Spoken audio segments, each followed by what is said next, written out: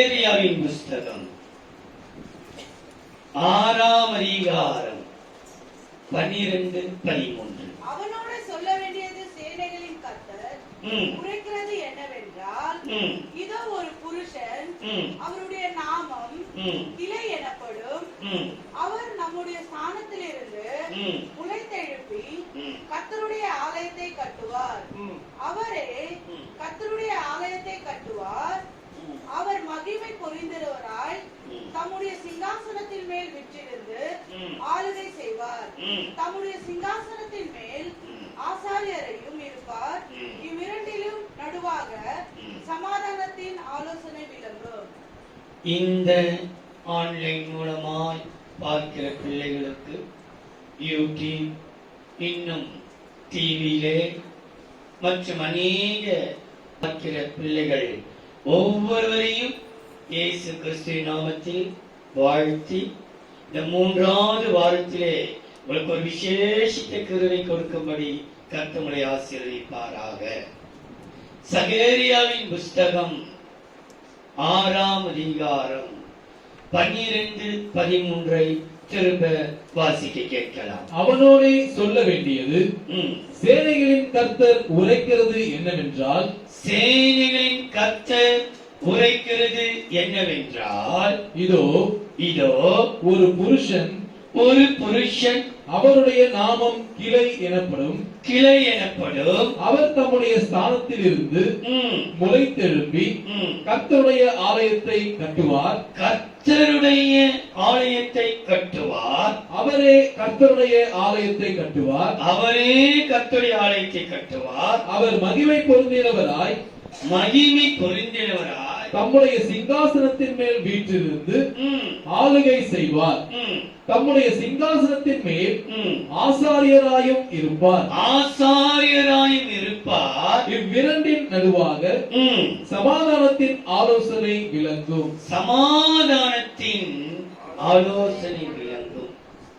நம்முடைய ஆண்டவருக்கு பெயர்கள் பல ஆயிரம் நாமங்கள்.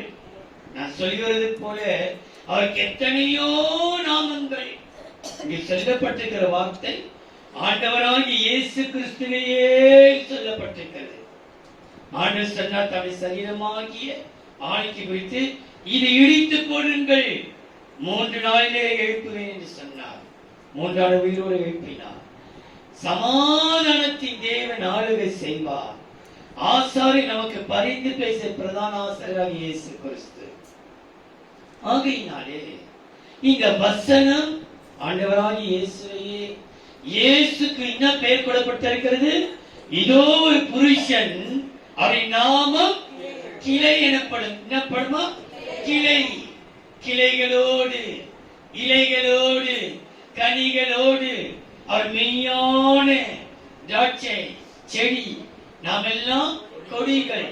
அவர் கிளையாய் பறந்திருக்கிறவர். அப்படி நாமம் கிளை எனப்படும். இந்த வேதத்தை நான் வாசிக்கும் பொழுது, ஆண்டவரே கிளை எனப்படும், இந்த கிளையை குறித்து நம்ம என்ன பேச முடியும்? அவர் நாமம் கிளை.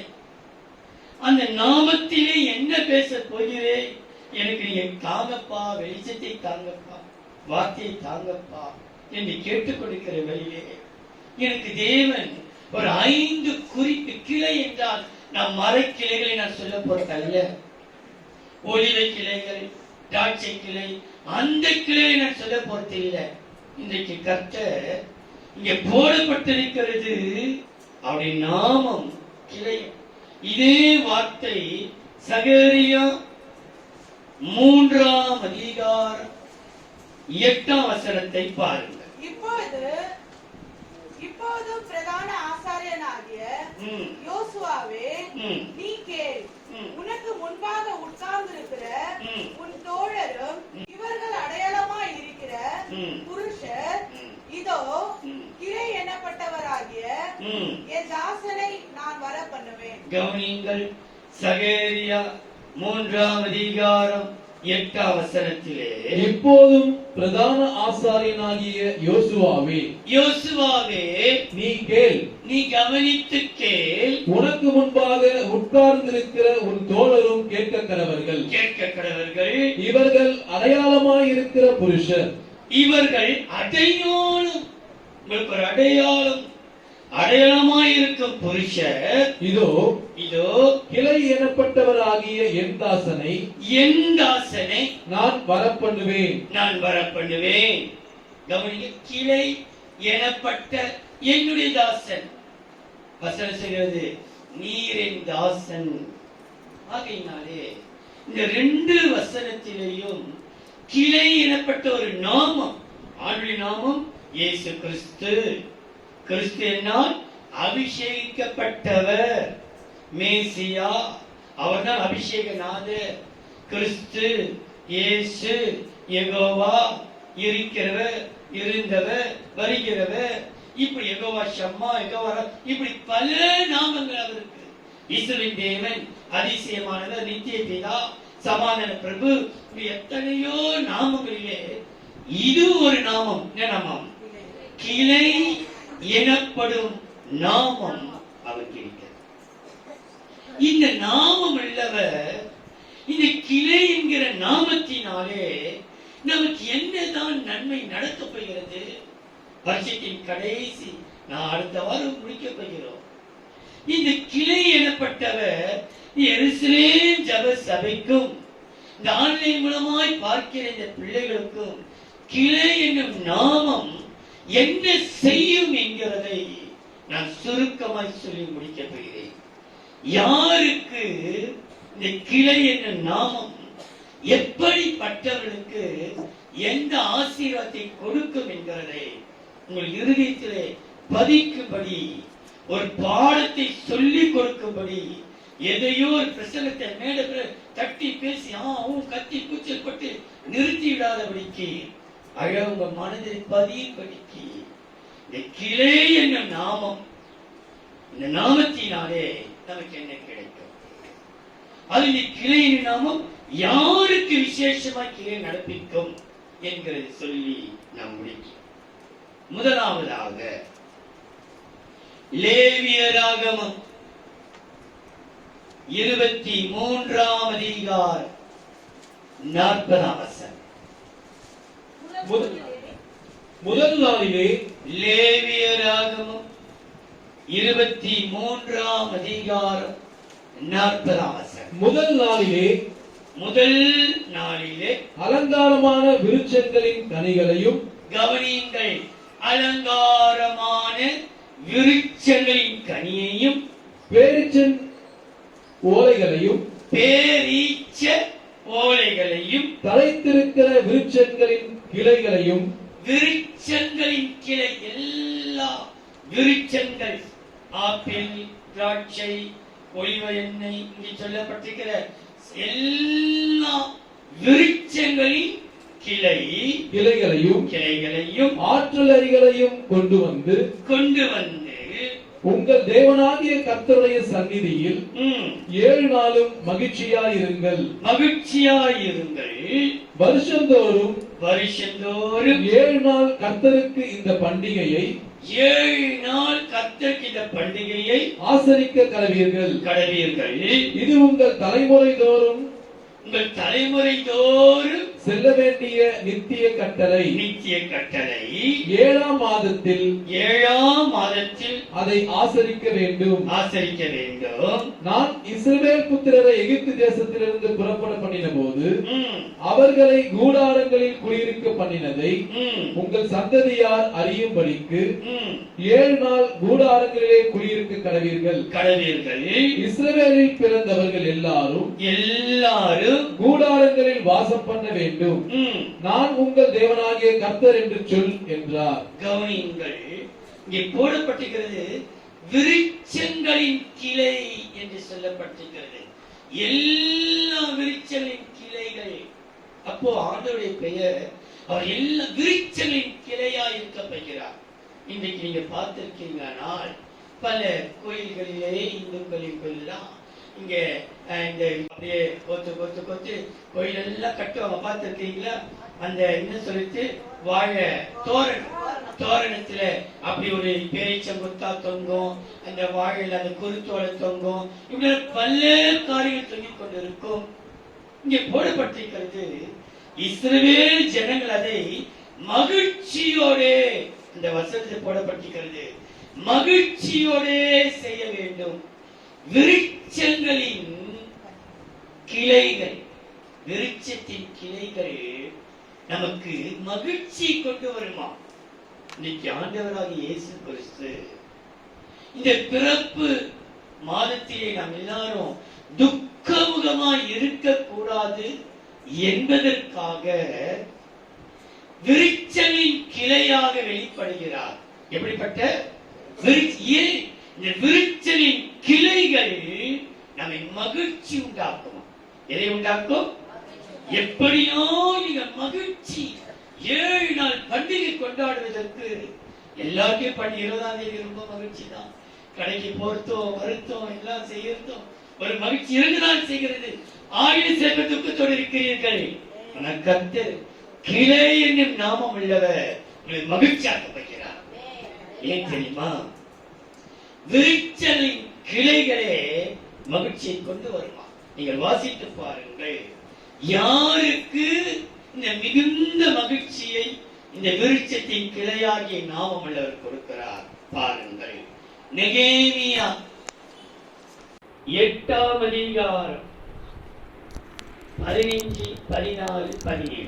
ஆகையால் நெகேமியா 8ஆம் அதிகாரம் 15, 14, 17. ஆகையால் எழுதியிருக்கிறபடி கூடாரங்களை போடும்படிக்கு நீங்கள் மலைகளுக்கு புறப்பட்டு போய் ஒலிவ கிளைகளையும் விருட்சங்களின் கிளைகள் கவனிங்கள், ஒலிவ கிளைகளையும் காட்டு ஒலிவ கிளைகளையும் மிருது செடிகளின் கிளைகளையும், மிருது செடி அநேக கிளைகள், விருட்சத்தின் எல்லா கிளைகள், மிருது செடியின் கிளைகளையும், பேரிச்ச மட்டைகளையும், அடர்ந்த மரக்கிளைகளையும், அடர்ந்த பெரிய ஆலமரம், தென்னை மரம், கொய்யா மரம், எல்லா வாதுமை, எல்லாம் வாதி மரம், எல்லா அடர்ந்த மர கிளைகளையும் கொண்டு வாருங்கள் என்று தங்களுடைய சகல பட்டணங்களிலும் எருசலேமிலும் கூறி பிரசித்தப்படுத்தினார்கள். அப்படியே ஜனங்கள் வெளியே போய் அவைகளை கொண்டு வந்து பிரசித்தப்படுத்தினார்கள். கவனித்தீர்களா? பிரசித்தப்படுத்துற கூட்டத்துக்கு அப்படியே வெளியே போய் கொண்டு வந்து அவரவர் தங்கள் வீடுகள் மேலும் தங்கள் முற்றங்களிலும் தேவனுடைய ஆலய பிரகாரங்களிலும் தண்ணீர் வாசல் வீதியிலும் எப்ராயிம் வாசல் வீதியிலும் தங்களுக்கு கூடாரங்களை போட்டார்கள்.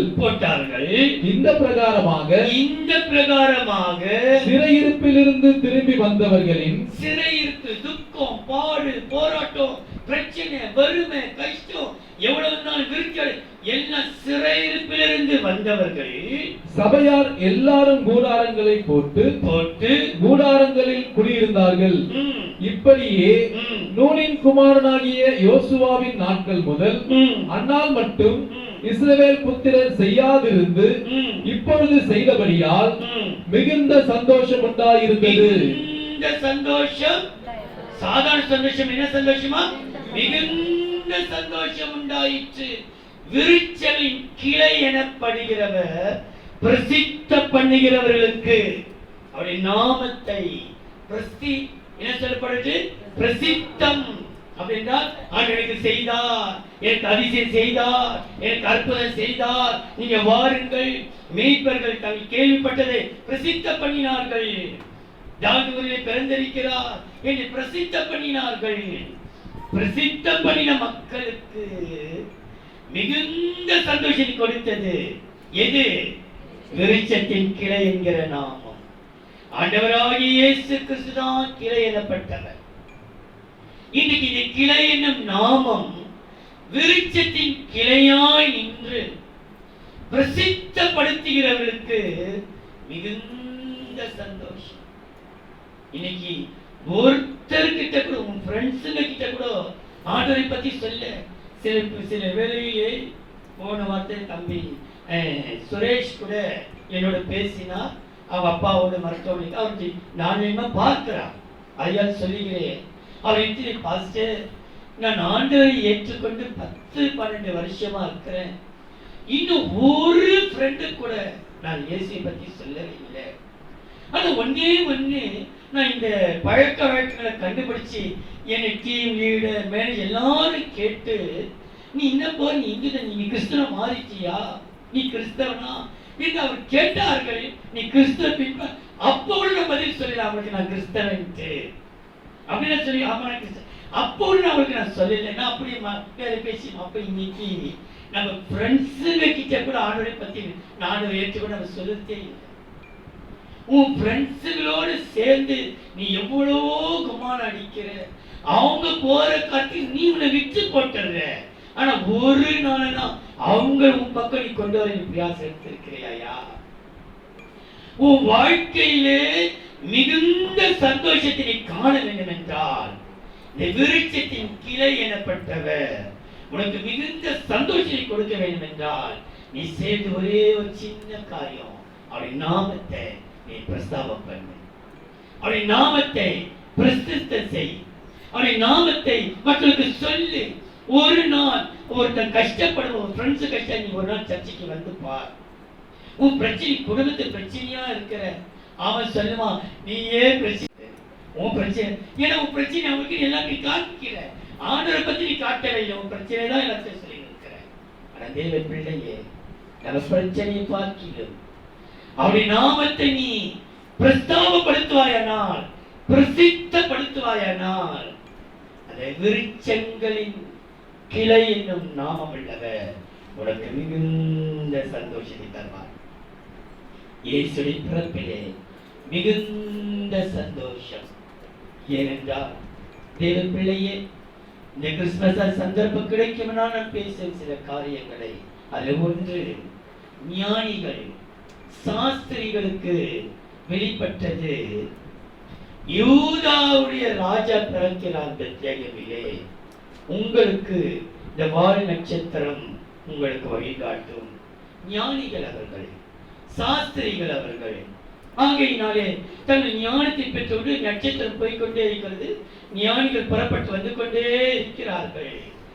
இந்த நட்சத்திரம் ஏரோது அரண்மனை தாண்டி போய்கொண்டிருக்குது. ஆனால் ஞானிகளுக்கு என்ன ஆயிடுச்சு? ஏரோதுடைய இவன் ஞானமாச்சே, இவன் ரொம்ப வசதி தெரிஞ்சுக்கலாச்சே, ரொம்ப பக்தி வைராக்கியமாச்சு, ரொம்ப எல்லாம் தெரியுமாச்சு, எப்படி நினைச்சிட்டாங்க, ஓ இது அரண்மனைங்க தான் ராஜா பிறந்திருப்பாரு சென்று உள்ள நினைச்சிட்டாங்க. நட்சத்திரத்தை பார்த்து வந்தவர்கள் இப்ப நட்சத்திரத்துக்கு எங்க போயிட்டாங்க? ஏறுது ராஜாவில் போயிட்டாங்க. ஏறுது அரண்மனையில ஏறுது கேட்கிறார், யூதருக்கு ராஜா பிறந்தருக்கு எங்கே? உடனே ஏறுது திகைப்பு, என்னடா இது, நமக்கு தெரியாம ஒரு ராஜா பிறந்துட்டாராமே.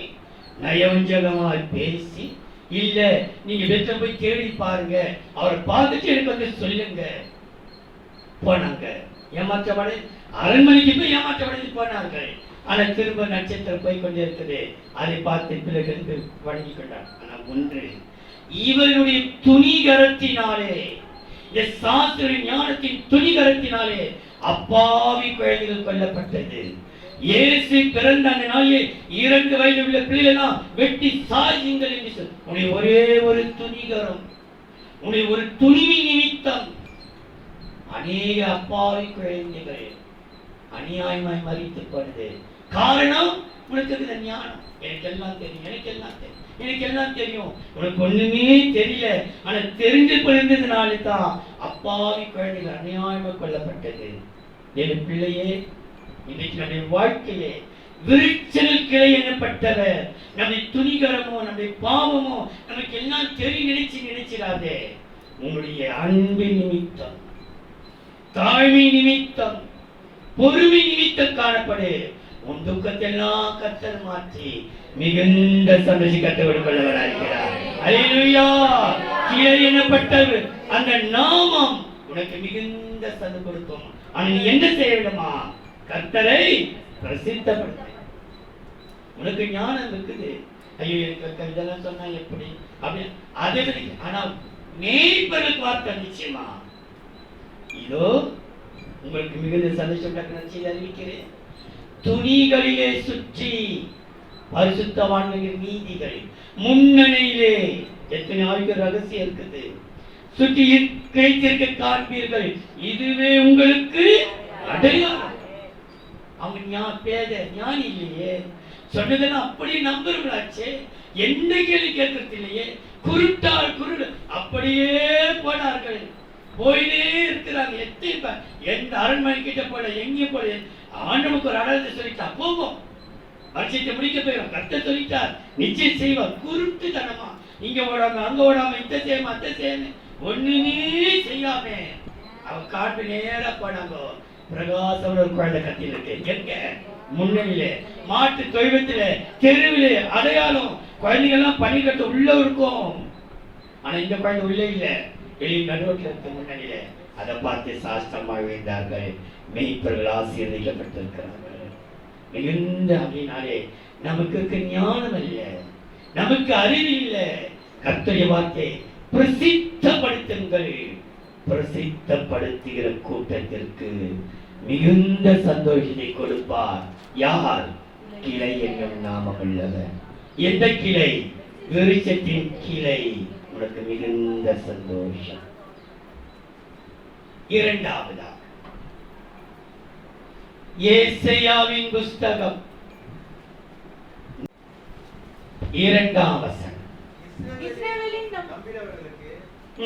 இஸ்ரவேலில் தப்பினவர்களுக்கு ஏசாயா 4ஆம் அதிகாரம் 2ஆம் வசனம். இஸ்ரவேலில் தப்பினவர்களுக்கு அந்நாளிலே கர்த்தரின் கிளை அலங்காரமும் மகிமையுமாயிருக்கும். பூமியின் கனி அவர்களுக்கு சிறப்பும் அலங்காரமுமாயிருக்கும். சிறப்பும் அலங்காரம், சிறப்பான அலங்காரம். யாருக்கு கொடுக்கிறார்? எந்த கிளை? கர்த்தரின் கிளை. கர்த்தரின் கிளை. விருட்சங்களின் கிளை பிரசித்தப்படுத்தியவர்களுக்கு மிகுந்த சந்தோஷம். இங்கு பார்க்கிறோம், கர்த்தரின் கிளை சிறப்பான அலங்காரத்தை கொடுக்குமா. சிறப்பான அலங்காரம், அது விசேஷித்த அலங்காரத்தை கொடுக்குமா. கர்த்தரின் கிளை யாருக்கு? வேதம் சொல்கிறது பாருங்கள். ஏசாயா 11ஆம் அதிகாரம் 1-2. ஈசா என்னும் ஏசாயா 11ஆம் அதிகாரம் 1-2. ஈசா என்னும் ஈசா நபி என்று சொல்கிறார்கள். ஈசா என்னும் அடிமரத்திலிருந்து ஒரு துளிர் தோன்றி அவன் வேர்களிலிருந்து ஒரு கிளை எழும்பி செழிக்கும்.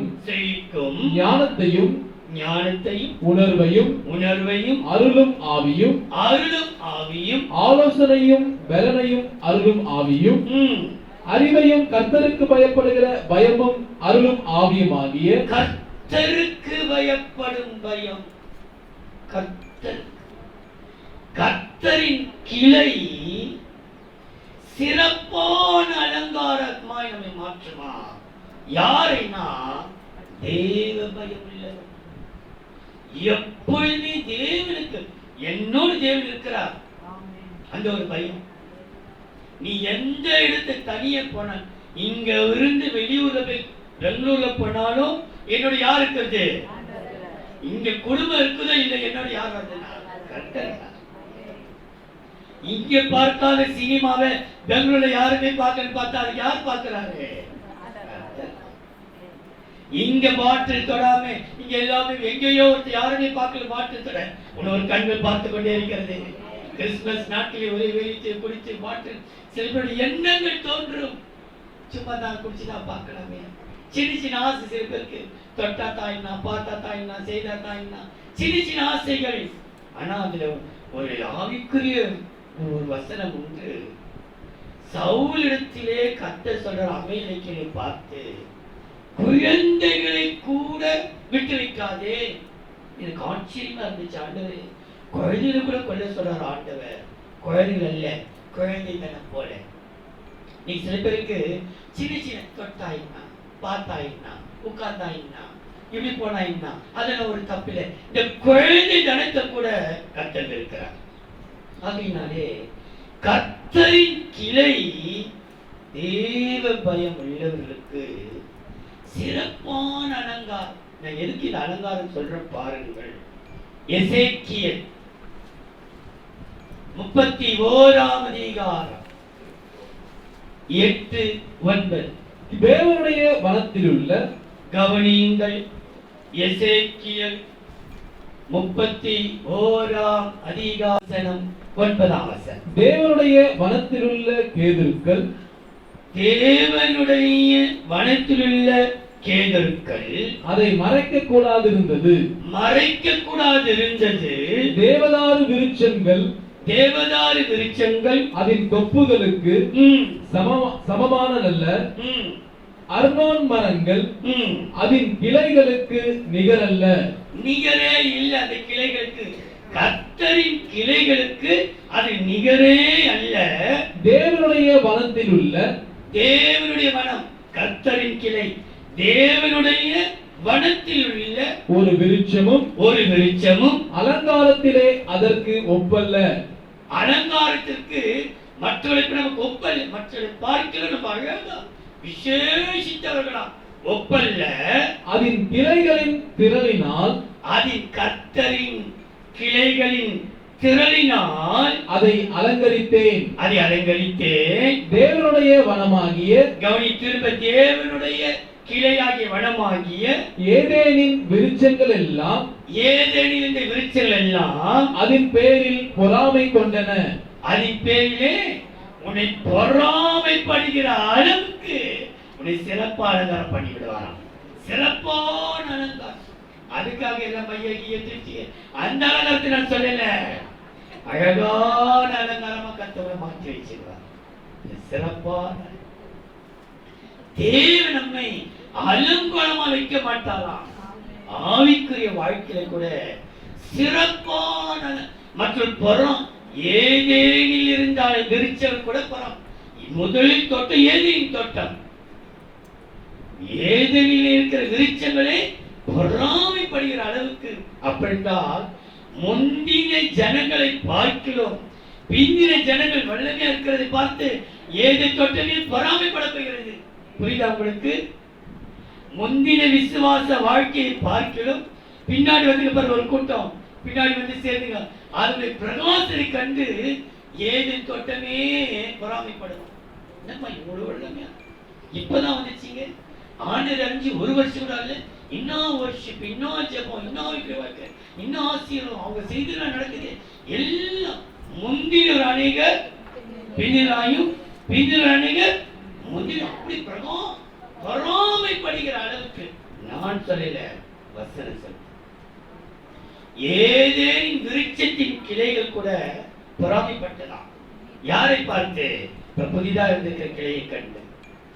தேவ பிள்ளையே, கர்த்தருக்கு கொடுத்திருக்கிற அந்த தேவ பயத்திலே நீ இருப்பாயனால் உன்னை அநேக ஜனங்களுக்கு உன்னை சாட்சி அளிக்கும். நீ ஒரு அலங்காரமாய் இருப்பார். சரி, உன்னை பார்க்கிறனா ஆச்சரியப்பட்டு பொறாமைப்படுகிற அளவுக்கு உன் ஆவிக்குரிய வாழ்க்கை, உன் சரீரமான வாழ்க்கை, உன்னுடைய ஆசையிலே, உன்னுடைய வார்த்தையிலே, தேவ பயத்திலே, எல்லாவற்றிலேயும் உன்னை சிறப்பான அலங்காரம் வச்சிருவான். காரணத்தை உன் மனசை எப்பவுமே தேவ பயம். யாரு பார்க்கணும் இல்லையோ, என்னை ஒருத்தர் பார்த்து கொண்டே இருக்கிறார். ஒருத்தர் பார்த்து கொண்டே. இந்த வசனத்தை எடுக்கும் போதெல்லாம் நான் கொஞ்சம் தடுமாற்றமாவே இருந்தேன். எப்படி இதை விவரித்து பேசல எனக்கு தெரியும். இந்த வசனத்தை கொடுத்து பேச சொல்றீங்களா ஆண்டவரே? இதை எப்படி நான் பேசணும் எனக்கு தெரியலையே.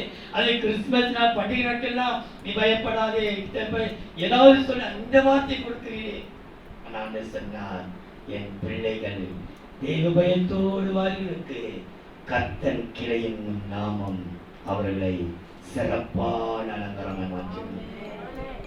ஒரே பார்க்கிற அளவுக்கு உன் வாழ்க்கை உயர்த்தப்பட்டிருக்கும், மேன்மையடைந்திருக்கும், சிறப்பா இருக்கும், சிறந்தது இருக்கும். நீங்கள் சோர்ந்து போக வேண்டாம். மூன்றாவதாக, இதோ ஒரு புருஷன், அவருடைய நாமம் கிளை எனப்படும். விருட்சத்தின் கிளை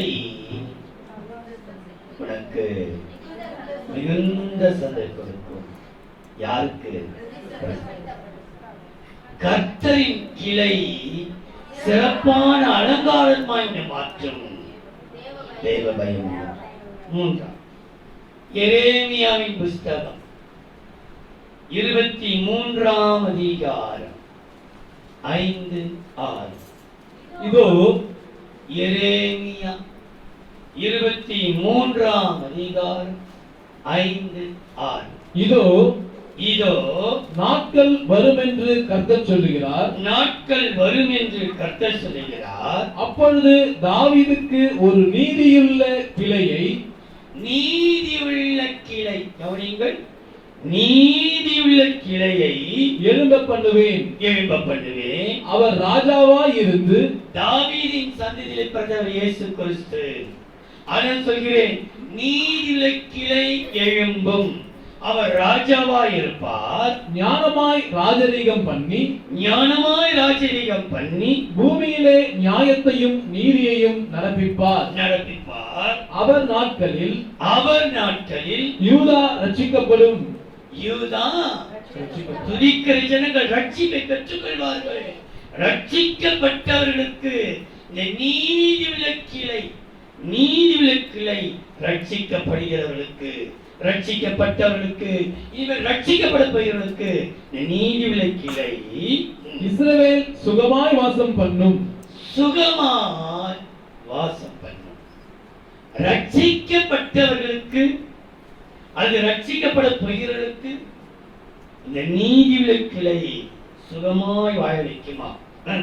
அவருக்கு இடும் நாமம், அவருக்கு இடும் நாமம் நமது நீதியாய் இருக்கிற கர்த்தர் என்பதே. அப்படி நாமம் என்ன? நீதியாய் இருக்கிற கர்த்தர். நீதியுள்ள கிளை. கிளை நீதியுள்ள கிளை. இந்த நீதியுள்ள கிளை அது யாரால்? இப்ப ரெண்டு அம்மா கிறிஸ்தவர்கள் ஒருத்தருக்கு ஒருத்தர் பிரச்சனை. நீயும் ஆண்டோட பிள்ளை, அவங்களும் ஆண்டோட பிள்ளை. ஒருத்தர் வாக்குவாத பிரச்சனை. நீதியுள்ள நியாயாதிபதி, நீதியுள்ள கிளை யாருக்கு நியாயம் செய்யணும்? யார் அநியாயம் செய்யணும் அவனுக்கு நீதி செய்யும்.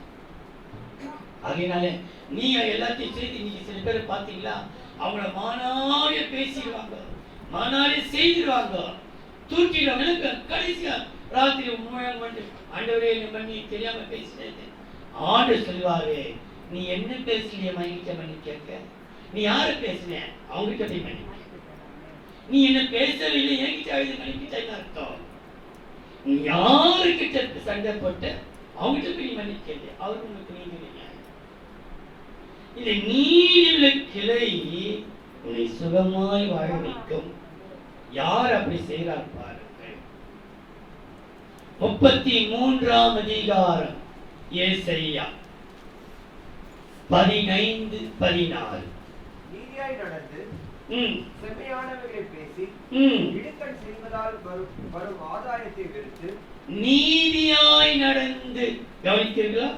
நீதியாய் நடந்து செம்மையானவைகளை பேசி, செம்மையானவைகளை பேசி இடுக்கண் செய்வதால் வரும் ஆதாயத்தை வெறுத்து, பரிதானங்களை வாங்காதபடிக்கு தன் கைகளை உதறி, ரத்தம் சிந்துவதற்கு ஏதுவான யோசனைகளை கேளாதபடிக்கு தன் செவியை அடைத்து, பொல்லாப்பை காணாதபடிக்கு தன் கண்களை மூடுகிறவனவனோ எவனோ உயர்ந்த இடங்களில் வாசம் பண்ணுவான், உயர்ந்த இடங்களிலே வாசம் பண்ணுவான். கண்மலையின் அரண்கள் அவனுடைய உயர்ந்த அடைக்கலமாகும். அவனுடைய கண்மலையாய் கிறிஸ்து அவனுக்கு உயர்ந்த அடைக்கலமாய் இருப்பார். அவன் அப்பம் அவனுக்கு கொடுக்கப்படும். அவன் தண்ணீர் அவனுக்கு நிச்சயமாய் கிடைக்கும். நிச்சயமாய் கிடைக்கும். ஏசாயா 33:15-16. நீதியாய்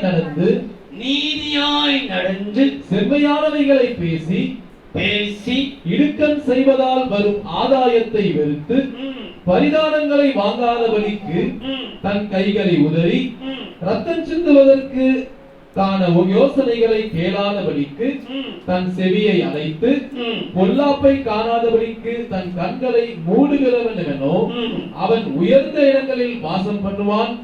கண்மலைகளின் அரண்கள் அவனுக்கு உயர்ந்த அடைக்கலமாகும். அவன் அப்பம் அவனுக்கு கொடுக்கப்படும். அவன் தண்ணீர் அவனுக்கு நிச்சயமாய் கிடைக்கும். உனக்கு கர்த்தர் நிச்சயம் கர்த்தர் கொடுக்க போகிறார். ரட்சிக்கப்பட்டவர்களுக்கு, ரட்சிக்கப்படுகிறவர்களுக்கு நிச்சயமாய் கொடுக்கப்படும். இதே வசனம் நம்ம எரேமியால வாசித்தது போல எரேமியா 33ஆம் அதிகாரம் 15-16 வாசிக்க கேட்கலாம்.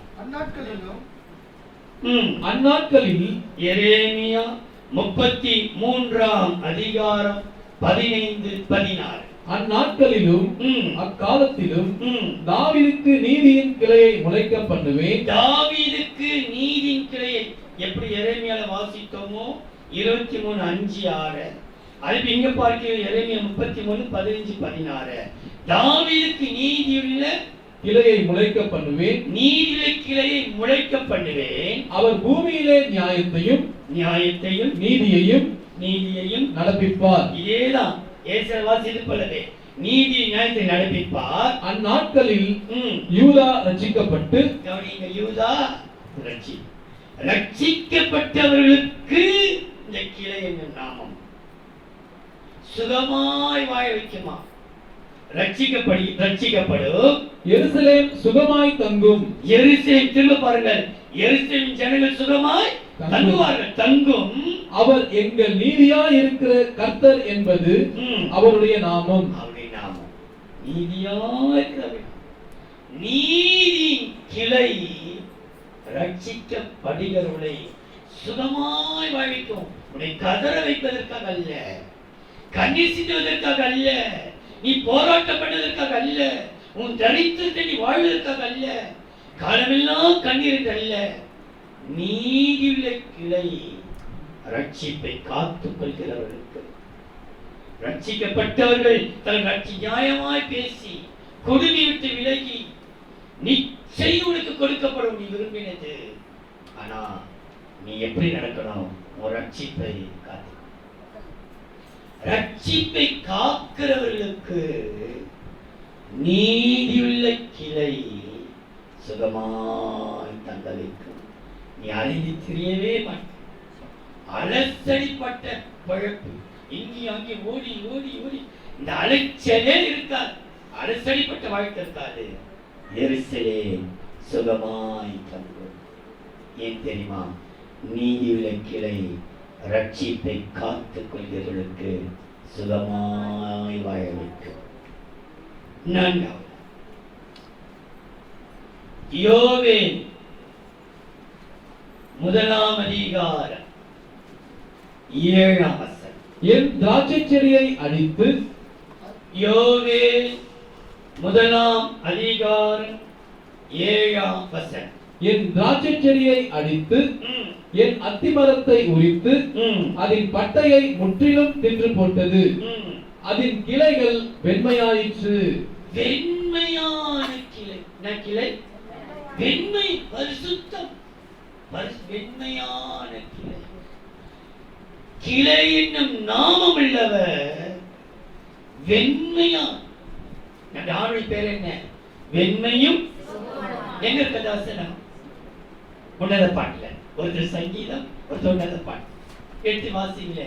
உன்னத பாட்டு 5ஆம் அதிகாரம் 10ஆம் வசனம் வாசிங்க.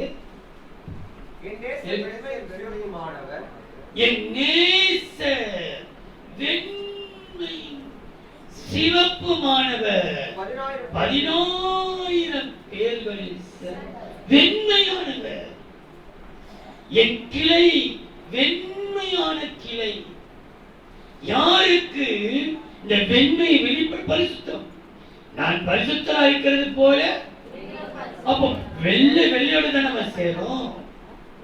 வெண்மை பரிசுத்தம் உள்ளவர்களுக்கு. நீங்க வாசித்து பாருங்கள். இந்த வெண்மையினால் ஒரு நன்மை சொல்றேன். அதுக்கு நீங்க வாசியுங்கள். ரோமர் 11ஆம் அதிகாரம் 14-16. என் ஊழியத்தை மேன்மைப்படுத்துகிறேன். ஊழியம் மேன்மையா? வெண்மையின் கிளை உன் ஊழியத்தில் மேன்மை. ஊழியம் என்றால் ஆண்டுடைய ஊழியமாகவும் உலக பிரகாரம் ஊழியம் செய்து வேலை செய்றீங்க இல்லையா? நீங்க வேலை செய்கிற அந்த வேலையிலேயோ கர்த்தர் உனக்கு வேலையை கர்த்தர் மேன்மைப்படும். உன் ஊழியம் மேன்மைப்படும். உன் வேலையில் உனக்கு ஒரு மேன்மை உண்டு. எது? வெண்மையான கிளை உன்னை மேன்மைப்படுத்தும். ஆனா யாரை மேன்மைப்படுத்தும் போடப்பட்டிருக்கு? 16ஆம் வசனம்.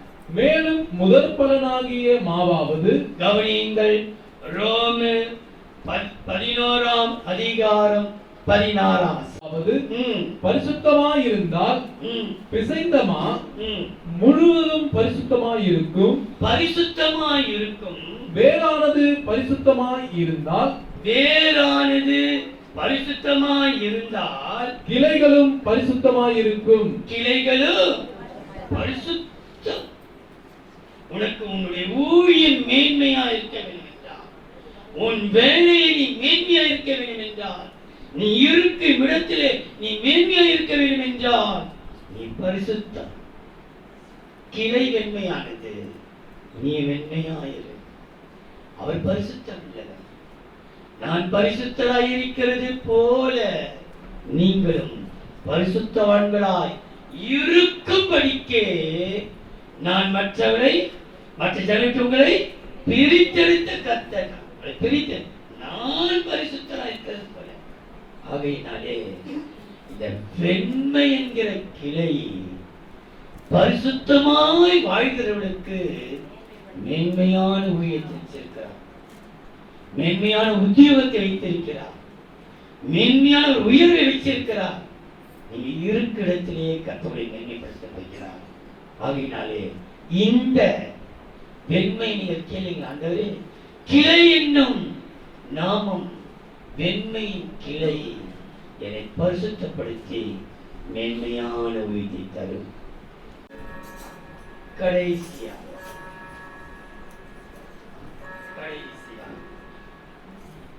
மார்க் எழுதின சுவிசேஷம் 4ஆம் அதிகாரம் 32 33. விதைக்கப்பட்ட பின்பு, மார்க் 4ஆம் அதிகாரம் 32 33. விதைக்கப்பட்ட பின்பு அது வளர்ந்து சகல பூண்டுகளிலும் பெரிதாகி ஆகாயத்து பறவைகளை அதிகளுடைய நிழலின் கீழ் வந்தடையத்தக்க பெரிய கிளைகளை விடும் என்றார்.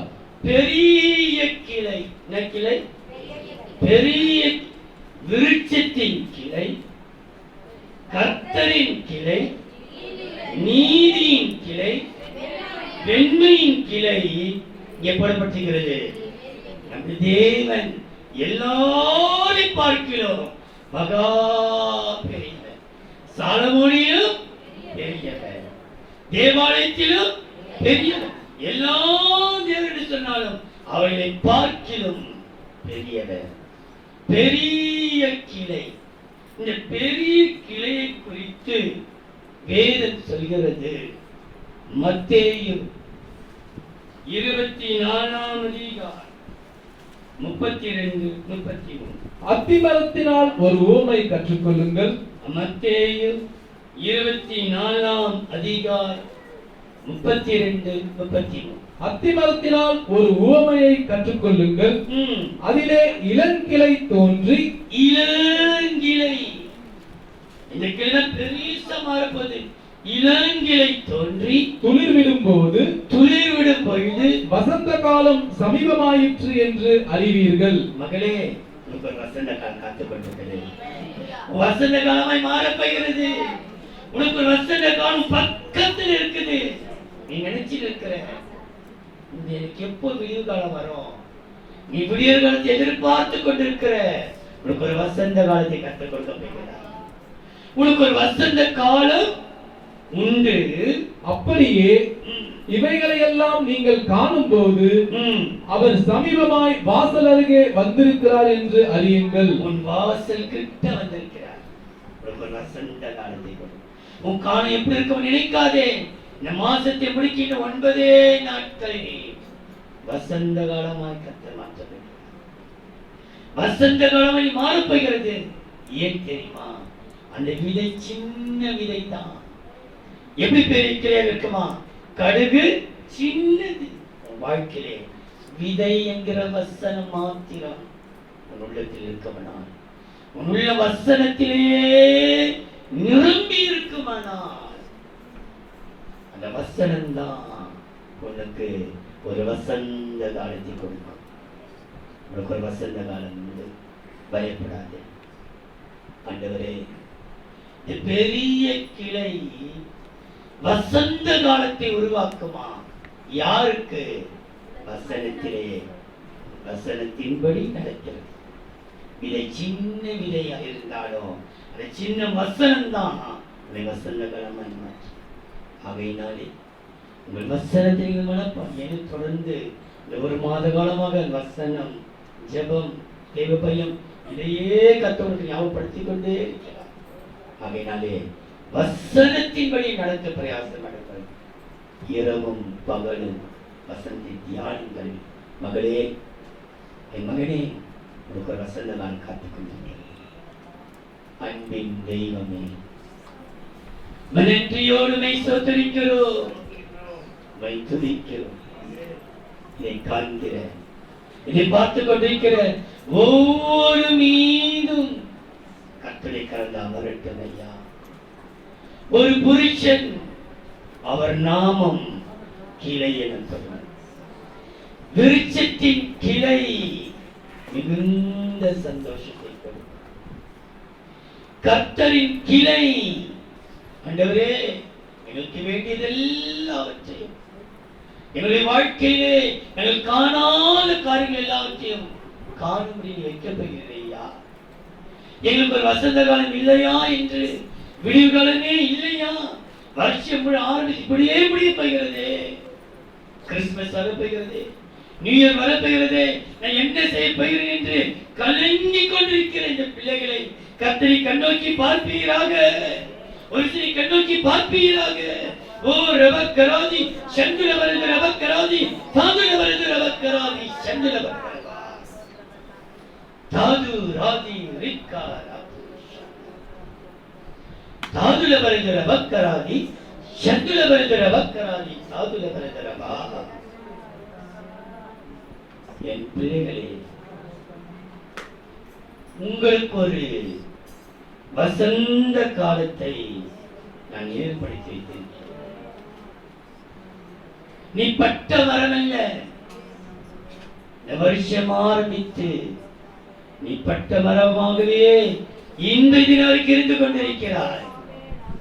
ஆனால் இந்த நிமிஷத்திலிருந்து கனி கொடுக்கும் மரமாய் மாற்றப்படுகிறேன். உன் சரீரத்திலே ஒரு மாற்றம் உண்டாக போகிறது. உன் பலவீனத்தை குறித்து பயந்திருக்கிறாய்.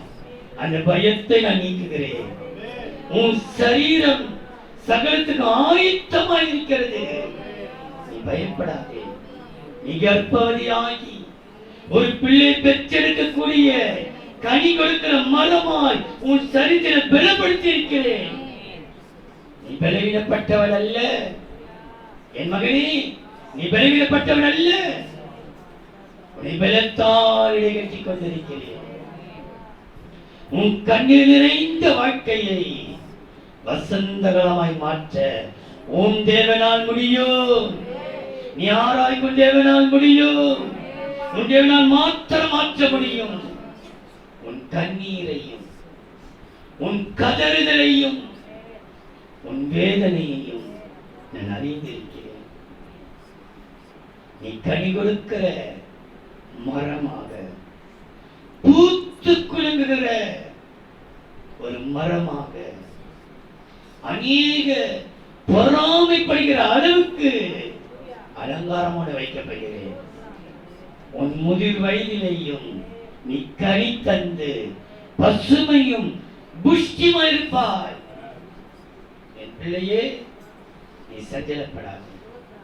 நான் உன் பட்சத்திலிருந்து உன்னை கண்ணோக்கி பார்த்து கொண்டே இருக்கிறேன்.